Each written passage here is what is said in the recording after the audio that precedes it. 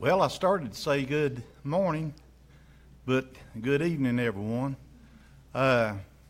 Welcome to City Hall. And I was talking to a couple of gentlemen outside a while ago. They was talking about how nice it is to be in the mountains. Thank you for being in the other part of my old Kentucky home, your old Kentucky home, Governor, and everyone else. At this time, I'd like to have Karen Cooper come up.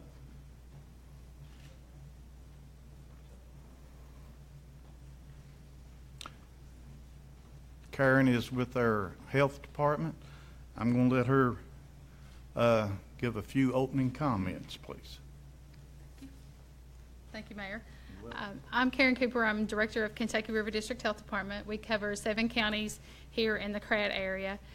Perry County is one of our counties. Our district office is also here in Perry County. Everybody in the room knows the problem that we have with the opioid addiction and the crisis that we have in Kentucky, but especially the mountains. And so we're just pleased to partner or to be part of this today with Aetna to bring some NARCAN into the hands of our first responders. We had an event in May, and we had 91 participants who came by through the mobile pharmacy and got NARCAN. So that was a really good turnout, and we have so many people who realize the value. So I just want to say thank you to Aetna, thank you to the governor for coming to our little corner of the world and making this possible. And at this time, I'll introduce, you can introduce Senator Smith, okay? Okay. Well, okay. I'll introduce Senator Smith. Folks, obviously this has become a very serious problem, and many times in the mountains, as mountain folks, we like to take care of things in-house. A family needs to take care of their own. That's not the approach here. As the world's changing, we can ignore it, which we've been pretty good at doing that. Family, like I said, we sort of take care of things in-house, but I'm very proud of the response we're seeing today by talking about a very ugly issue. And talking about the cause that gets people here and the fact that there's something in this box that could save somebody that you love very desperately and give them a second chance to do it right. I know very little about this product, but I will tell you that if somebody that's got children out there in this world, and you hope they all turn out in the most progressive way possible, you never know. And I think that we are not only catching up with what's going on in the world, but today we're leading. We're going to be ready should something like this happen. I understand we had 3 cases just last month that our ambulance squad had to take care of, and maybe a volunteer fire department on one. So God bless those people, because you helped save somebody's family from a terrible tragedy.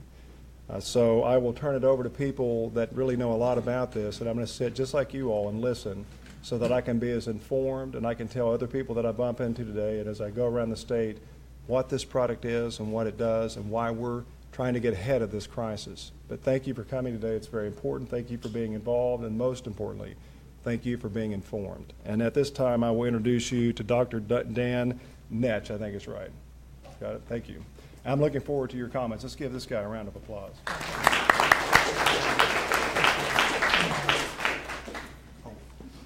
Representative Chris Fugit is here with us today, and I want to make sure to call him out. He didn't want to speak, but I appreciate his engagement as well. Great. Thank you, everyone. Good afternoon. My name is Dan Netsch. I'm a physician, and I work at Aetna as head of clinical strategy. Please don't be fooled by my New York accent. I have deep connections here in the Blue Grass State. My grandmother happened to be born in Hazard back in 1921, and she grew up in Estill County. Her father worked on the Louisville-Nashville Railroad for over 50 years, so I'm just so thrilled to be here. So thank you all for the very warm welcome and your department's efforts making this happen today. We really appreciate you graciously hosting us. I'd like to extend a special thanks to Governor Bevin for his leadership in tackling the opioid crisis here in Kentucky. Every day, we read another tragic story about the opioid epidemic. Statistics are sobering. According to the CDC, 1,000 Americans are sent to the ER every day due to opioid overdoses, leading to more than 33,000 deaths in our nation this past year alone. Kentucky had more than 1,400 overdose deaths in 2016. Governor Bevin has been at the forefront of combating this problem with innovative programs such as Don't Let Them Die, which fosters much needed compassion to those struggling with addiction. Kentucky is the first and only state that has passed a law limiting opioid prescriptions for acute pain to 3 days. This law addresses the key driver of the opioid epidemic, overprescribing of painkillers. It also aligns with CDC guidelines and the most up-to-date clinical insights around opioids and the risk of misuse and addiction. To support efforts here in Kentucky, over the past 2 weeks, Aetna has donated 720 doses of NARCAN to local communities. Last week, we had the opportunity to meet with first responders in Boone County. Their commitment to combating this epidemic and protecting the public was inspiring. First responders are on the front lines of this epidemic, and we need to support all of you any way we can. By providing NARCAN and training, we would like to further empower you all to continue to do such an outstanding job safeguarding our communities, protecting our loved ones and neighbors, and potentially granting those impacted firsthand by opioids a second chance at life and the opportunity to receive long-term treatment and support they need. Every life matters. Aetna has committed itself to 3 ambitious goals over the next 5 years. We seek to, first, increase the usage of multimodal pain treatment for members with chronic pain by 50%. This means instead of just getting a painkiller, members would also get physical therapy or some other evidence-based treatment to help reduce over-reliance on opioids. Second, we plan on increasing the use of medication-assisted therapies such as buprenorphine for members addicted to opioids by 50%. And finally, reduce inappropriate opioid prescribing to our members by half.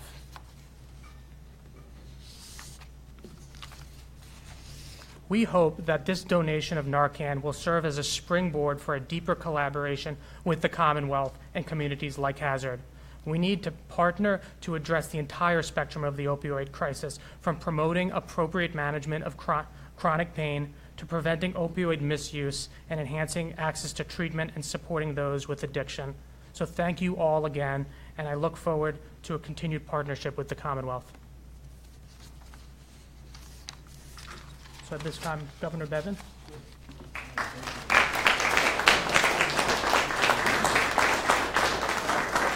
Thank you all very much. Thank you for being here. Thank you for the members of our law enforcement and first responder community that are here, some of whom had to literally do their job a moment ago as we saw them have to dash out and take care of business. So thank you for that. Mayor, I appreciate you as well. The hospitality I've always felt. This was the very first place I came, this very room actually, right after I had been elected as governor. And you were kind enough to give me I don't know if I was appointed, anointed, or dubbed a Duke of Hazard, and you were kind enough to give me a little paperweight that went with that has sat on my desk in the governor's mansion every day that I've been in there. And I tell you, I appreciate this community. My grandmother, unlike Dr. Nex, was not born in this town, but I grew up in a mountain town community, and it is, as Senator Smith alluded to, the mindset of we kind of take care of our own. And you know, where I grew up, I don't imagine it's too terribly different than this. It was you kind of mind your business, I'll mind mine. You get in a big enough pickle, I'll help you out, and then we'll go back to minding our own business. And sometimes part of minding our own business is talking about where we really need help. And you know, and my heart breaks for what you see on a daily basis, and for so many of you. How many of you, of the first responders in this room, have come across a person in the last 1, 2, 3, 4, 5 years who has overdosed? I mean, sadly, a good half of you. This is becoming a true epidemic, and it doesn't know any socioeconomic boundary. It really doesn't. It doesn't care what color you are. It doesn't care what party you are. It doesn't care what neighborhood you live in. Doesn't care if you're employed or unemployed. The pharmacodynamic effect of an opioid is like nothing that, frankly, we've ever seen. It truly cripples people. And there is the commentary on the part of many that, well, people just need to quit. They need to just pull themselves up by the bootstraps and stop that nonsense. Well, that's easy to say. It's essentially impossible to do. Unlike certain other addictions where that is at least possible, opioid addiction, that is not possible. The only way a person is saved from an opioid addiction is by people in the community. And that community might be a single person, it might be a family member, it might be a first responder, it might be a literal community. But it is some safety net of individuals who will come around a person and help them. If you want to understand this product and the result of this product being an opioid, and they come in a variety of forms, prescription and otherwise, there's a book called Dreamland that I would highly recommend you read. Dreamland, named after the little community up in Portsmouth, Ohio, across the river and a bit north of here. Dreamland talks about the way in which this epidemic has begun, and truth be told, it was early, and it's pointing out the fact that this was an epidemic. You think about this, in Kentucky, last year, what are we, 4.5, maybe 4.4, 4.5 million people-ish? Last year in Kentucky, there were 359 opioid pills prescribed. 359 million. 359 million pills prescribed to 4.4 million people. It's about 79 pills, which is about a 27-day supply of high, heavy-duty narcotics. 27-day supply for every man, woman, and child in the Commonwealth of Kentucky. And we wonder why we have a problem. And I'll tell you, I don't think it's anybody trying to do nefarious things. There have been people who did, and some of you know some of these people are in jail. Some perhaps did this intentionally and with ill intent. Many have not. What I appreciate about Aetna, what I appreciate about their calling attention to this, if you heard those three priorities that they as a health care insurance provider are focused on, all three of those things do what? They limit the top end of the funnel. I will say this as a governor and just as a person, as a taxpayer, there is no amount of money, there's no amount of programs, there's no amount of opportunity and hope at the bottom end of the funnel if we leave the top end of that funnel wide open and we allow people to fall into that tunnel of addiction and they come out the bottom end. I don't care how many programs, I don't care how many beds, I don't care how much money, I don't care how many doses of NARCAN. There's not enough if we do nothing to close the top end and try to deal with it at the bottom. There just isn't. There's literally not enough. And so what can we do?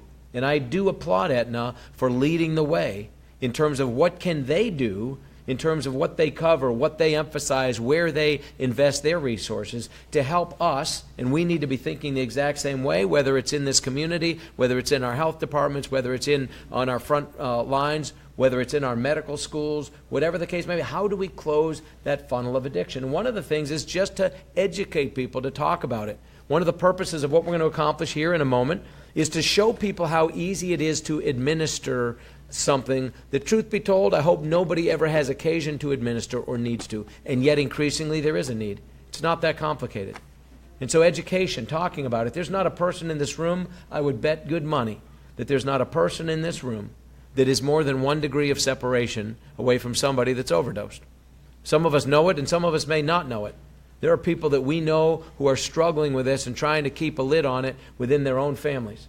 The previous Health and Human Services Secretary in Washington, D.C., who left with the last administration, she'd been there for several years. She was from West Virginia originally. She was telling me about a friend of hers she had grown up with, a woman who was a respected member of her community, was the organist at the church, a mother of 4 children, involved with the PTA, very engaged, great home, died of an overdose. The reality is this is happening to a degree that we've got to talk about. And we have to limit, as we have done, the ways in which people have an on-ramp. 85% of the people addicted to opioids started with a prescription medication and ultimately an abuse of that prescription drug that has led them to a variety of other sources, whether it's black tar heroin or now increasingly these synthetic drugs of fentanyl and carfentanil. And these are the things that are absolutely horrific. They are so powerful. They're 50, 100 times more powerful than the opioid that people have historically ingested. This is why we're seeing overdoses. And so they've got to deal with this deadly crisis. It's one of the reasons I talk about it. This isn't, of all the things there's nothing, no one wants to be the governor of a state where you stand up and say, we've got a drug problem in this state. But guess what? There's no governor of any state that doesn't have a drug problem. That's the harsh reality of it. And the opioid epidemic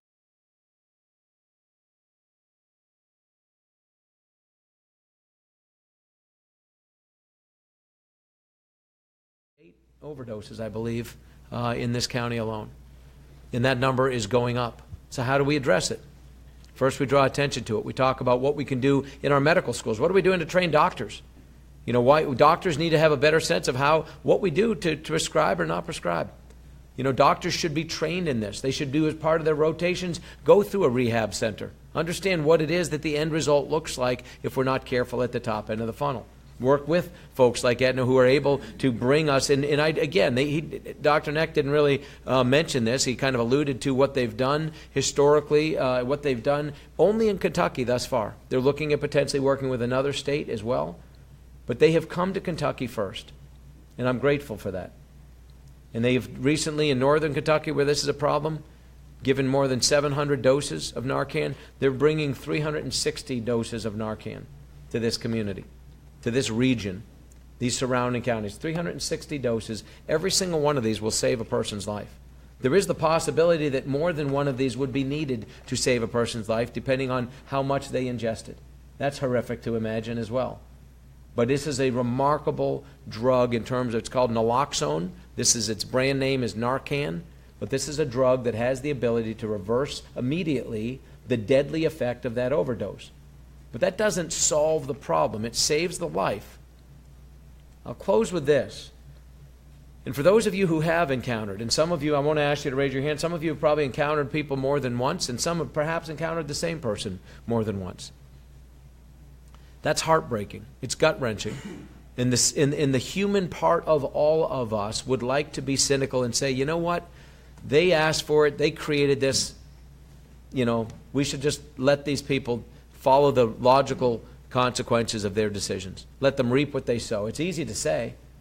But who among us truly, if that was our son or our daughter, our mother, our brother, our sister, our uncle, who among us would want to have that same attitude? We owe it to our fellow citizens, starting from my role and every single one of you. As a mayor, we've got our Senate president here. We've got one of our senators who's your local senator here. We've got our state representative here. The people that you elect, the people who make the decisions, we're the ones who have a responsibility. But every single one of us does. To be our brother's keeper, literally and figuratively. Not just in lip service, not just in token fact. But what can we do? It's why we have set up this campaign. It's called Don'tLetThemDie.com. Go to it. I would encourage you. We're putting ads out. They're starting to be on the airwaves. We've got to heighten the level of conversation. The generosity of a lot of people have made it possible for us to put this public service announcement out there, and I'm grateful for that.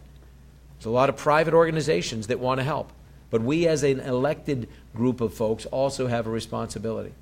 And our House and Senate take this seriously. I take it seriously. I want each and every one of you to take it seriously. There is no life that is not worth saving. No life. And if we can help people to break this chain of addiction, then we can help people to redeem the lives that they have been given in the first place, to be given that second chance.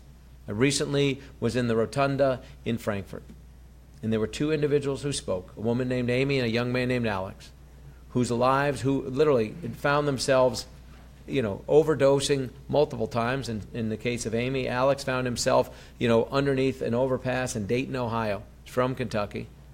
He was a kid who was a star athlete, college-level athlete, was given a prescription drug as a result of a dental procedure, and it just became this downward spiral from there. A kid who had his whole world before him, hoped to even take it to a professional level, and found himself under a bridge in another state, strung out on drugs, addicted to opioids. We've got to take this seriously. We just do. We don't have the luxury of ignoring it. I'm grateful, again. I appreciate those of you on the front lines, those of you who put yourselves out there, who deal with this in ways that some of us don't even fully appreciate or understand. Thank you for that.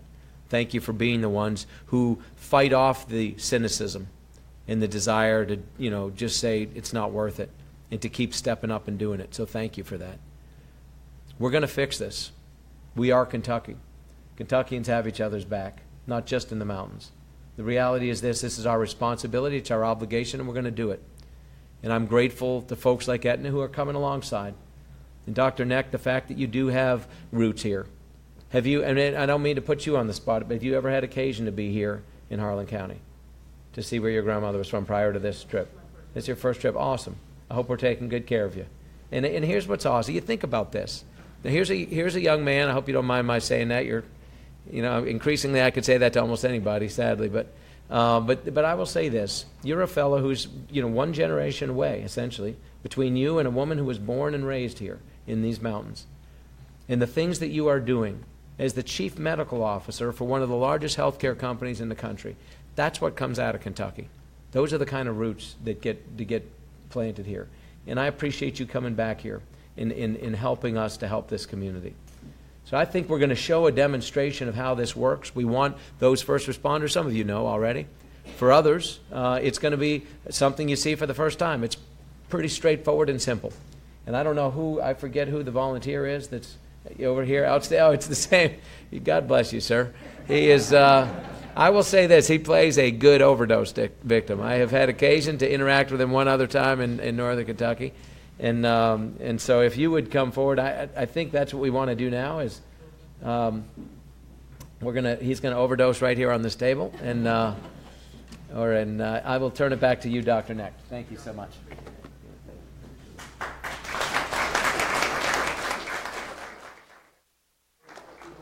However you like.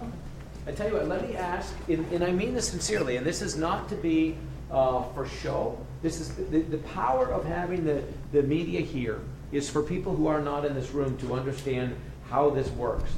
So Dr. Necht is going to explain to us how it works, but it is sometimes people may pay more attention to it if the governor is actually showing people how it's done.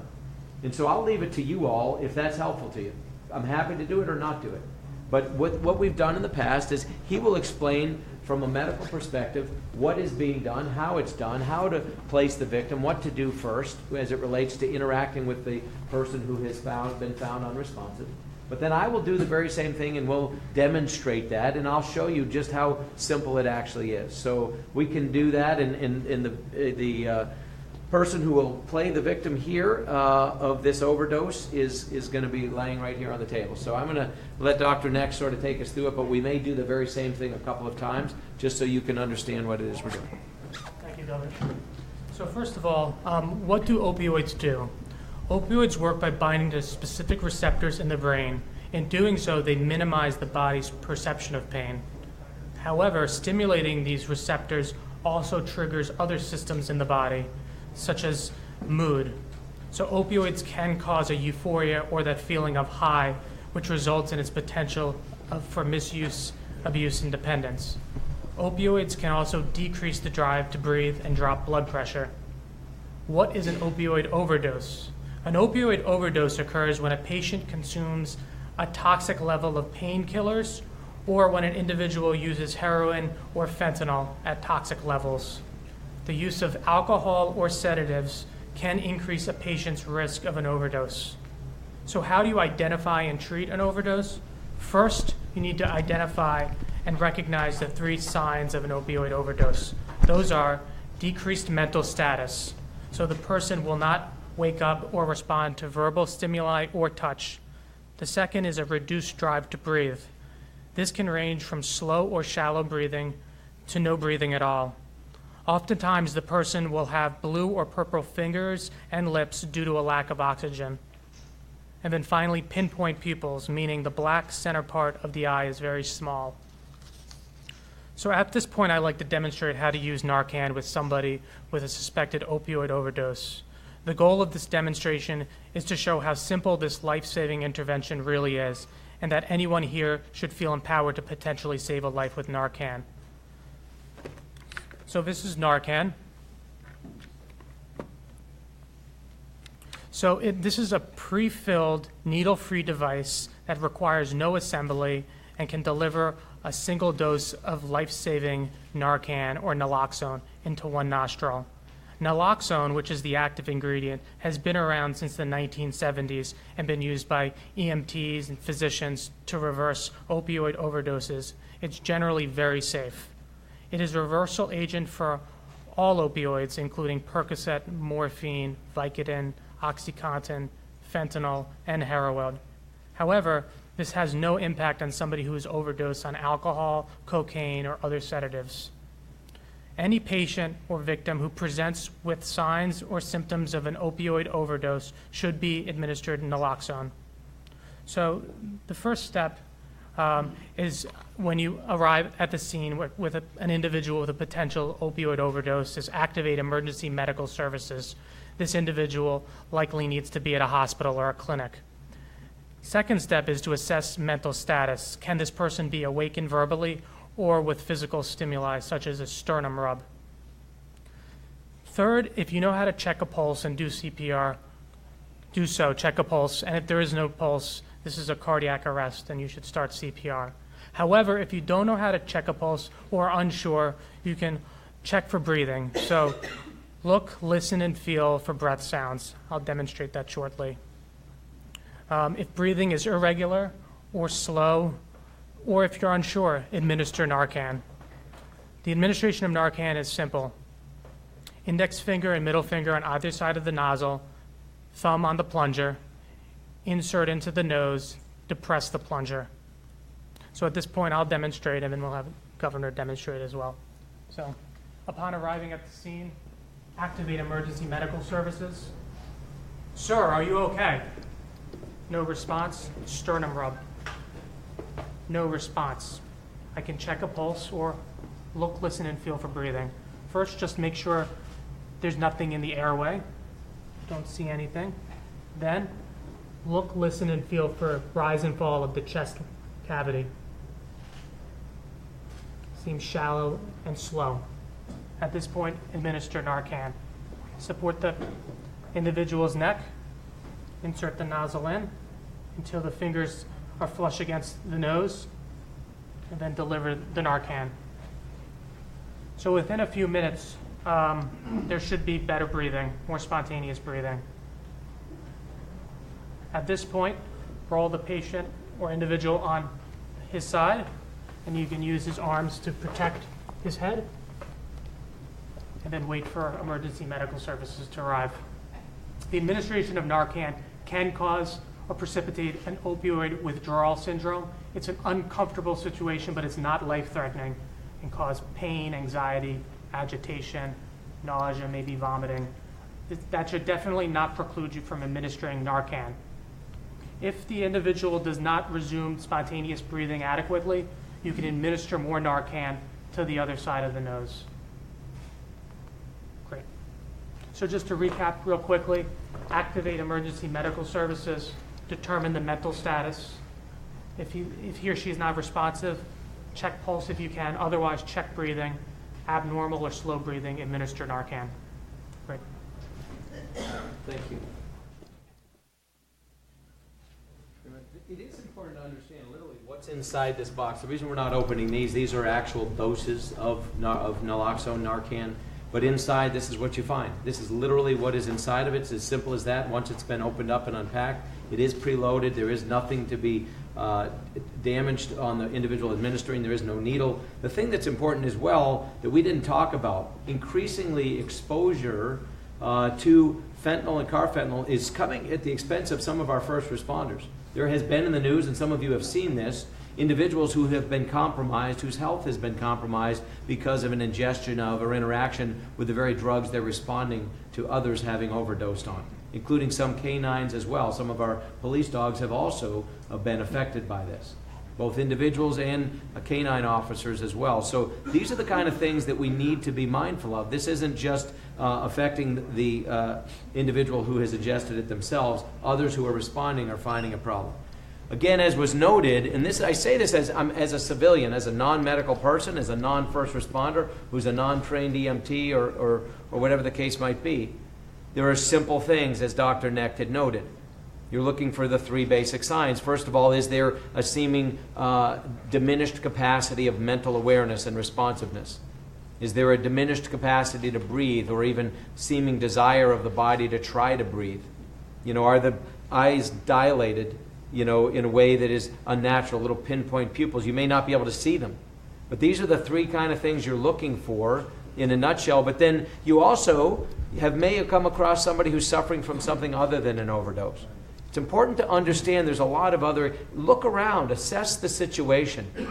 Talk to the people that are there who can say, yes, this person just took a dose of something. Use some common sense, because these things, they're, you know, there's a cost to them. There's an accessibility, availability component of them.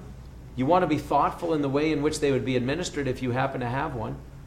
So assess the situation. But again, if you come across somebody, one of the first things you would do, the thing about a chest rub is it's going to elicit a response from a person who's able to have one elicited. People will respond to that. They'll twitch, they'll move, they'll open their eyes, they'll try to sit up.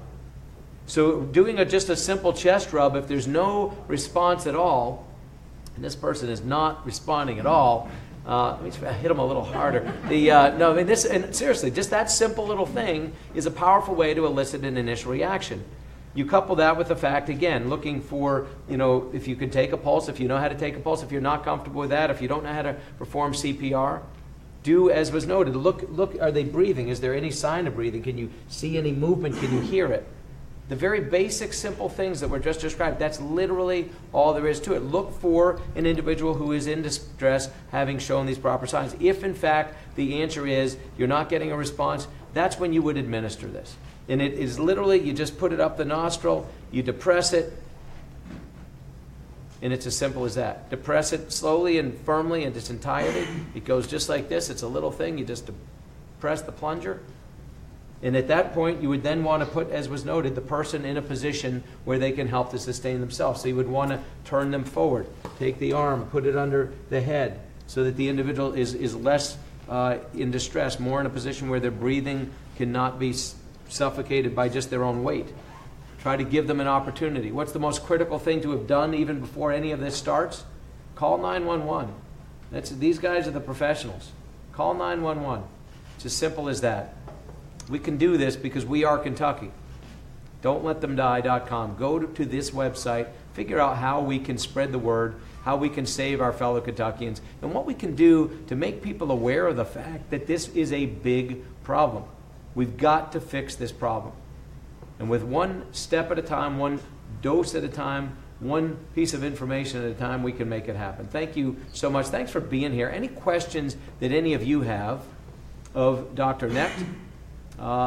You know, anything that you would want to know that's not clear from what has been said thus far?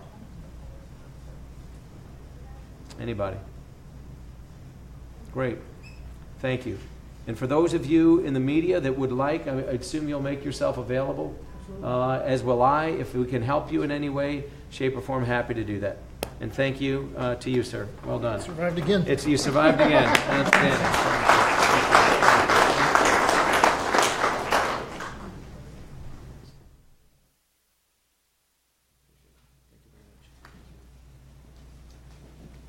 Thank you all for being here. Really appreciate it. Guys, it's an honor to come.